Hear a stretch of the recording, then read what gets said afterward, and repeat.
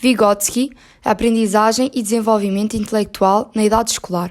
Abordaremos então, primeiramente, as 3 teorias mais importantes acerca deste tema. A primeira teoria, na qual o seu fundamento é inicialmente defendido pela maioria das investigações, dita que o desenvolvimento, como por exemplo a inteligência e o processo de aprendizagem, funcionam quase de forma individual, não havendo qualquer influência da escola sobre a evolução da criança. Porém, isto acontece de forma reversa.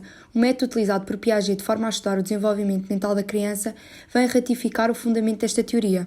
O próprio coloca um conjunto de questões inacessíveis, ou seja, sem uma resposta fácil e direta, de forma a observar como o pensamento da criança funciona, avaliando também a sua capacidade para lidar com problemas novos e complicados.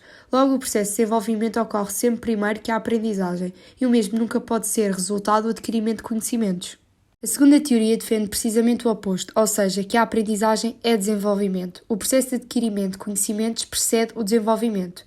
O fundamento desta teoria funciona como a construção de uma torre formada por vários blocos, ao qual a cada um destes corresponde a uma etapa do desenvolvimento, que é logo sobreposta por um bloco que representa a etapa da aprendizagem. Como já referido, a aprendizagem surge sempre em primeiro plano, mas ambos os processos trabalham em simultâneo. Porém, esta teoria pode ser questionada como a história da galinha e do ovo e quem vem primeiro, porque para existir a galinha, ou seja, a aprendizagem, é necessário antes existir o ovo, neste caso o desenvolvimento. Mas como é que o mesmo existe se a aprendizagem ainda não foi criada? A terceira teoria tem 3 aspectos que diferem das teses anteriores, sendo que o primeiro aspecto é a associação feita entre essas mesmas teses já referidas, que apesar de se revelarem opostas, têm a maioria dos enunciados parecidos. Estabelece, portanto, que o processo de desenvolvimento é independente do processo de aprendizagem, mas a evolução da aprendizagem vai coincidir com o desenvolvimento. Em segundo lugar, considera-se a questão da interdependência. Segundo Kafka, o desenvolvimento mental da criança divide-se em 2 processos que se condicionam reciprocamente, a maturação e a aprendizagem. O processo da maturação possibilita um determinado processo de aprendizagem, que, por sua vez, estimula o processo de maturação. O terceiro aspecto envolve uma extensão do processo de aprendizagem, pois considera-se que cada matéria ensinada tem um papel importante no desenvolvimento mental da criança. A problemática gerada por este terceiro ponto relaciona-se com a disciplina formal, que provoca um efeito muito conservador nas escolas. Foram também feitos estudos que indicam que a aprendizagem de uma forma particular de atividade tem muito pouco a ver com as outras formas de atividade, não estimulando o desenvolvimento, mas apenas aprendizagens específicas. A resposta dada pelos psicólogos e pedagogos às contestações apresentadas foi que as capacidades adquiridas no estudo, como o raciocínio, memória, atenção, etc., são fundamentais ao desenvolvimento das faculdades intelectuais.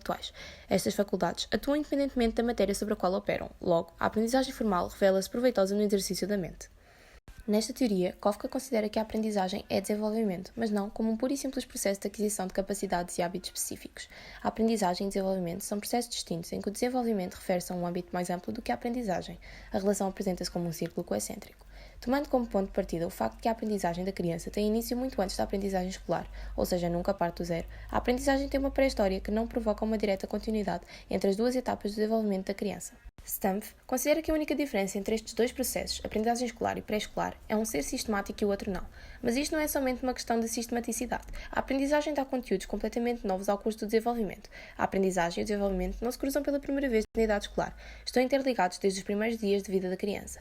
Existem 2 problemas a examinar. Antes de tudo, temos de compreender a relação entre a aprendizagem e desenvolvimento em geral e depois as características específicas desta ligação na idade escolar. Começando pelo segundo problema, como resposta temos de considerar os resultados de algumas investigações que não damos muita importância, mas que têm um grande contributo para a criação da primeira nova teoria, que é importante para a solução correta dos problemas examinados. A teoria da área de desenvolvimento potencial. Indiscutível que a aprendizagem deve ser coerente com o nível de desenvolvimento da criança, em que podemos tomar como ponto de partida o facto de que existe uma relação de um determinado nível de desenvolvimento com a capacidade potenciais da aprendizagem. Contudo, o nível de desenvolvimento não deve ser limitado, pelo menos determinam-se 2 níveis, para que possamos encontrar relação em cada caso específico. O primeiro nível é chamado nível de desenvolvimento efetivo da criança. Neste nível, não indica completamente o estado de desenvolvimento da criança, e aqui entram diretamente em jogo os conceitos fundamentais precisos para avaliar o âmbito do desenvolvimento potencial, interligado com uma reavaliação do problema da limitação da psicologia contemporânea. A única indicação possível do grau de desenvolvimento psicointelectual da criança é a sua atividade independente e não a imitação.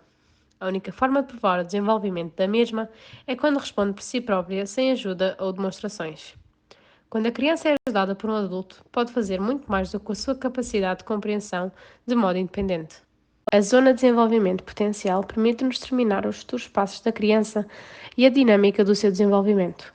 O estado do desenvolvimento mental da mesma só pode ser determinado referindo-se pelo menos a 2 níveis, o nível de desenvolvimento efetivo e a área de desenvolvimento potencial. Esta investigação estabeleceu que crianças mentalmente atrasadas têm pouca capacidade de pensamento abstrato. Tendo isto em conta, os docentes das escolas especiais decidiram limitar todo o seu ensino aos meios visuais. Depois de bastantes experiências, esta orientação resultou profundamente insatisfatória, chegando-se à conclusão de que um sistema de ensino baseado exclusivamente em meios visuais não ajuda a criança a superar a sua incapacidade natural. A teoria do âmbito do desenvolvimento potencial criou uma forma que contradiz a orientação tradicional. A linguagem é originada em primeiro como meio de comunicação entre a criança e quem a rodeia. Assim como a linguagem interior e o pensamento nascem do complexo de inter-relações entre a criança e quem a rodeia, assim estas inter-relações são também a origem dos processos volitivos da criança.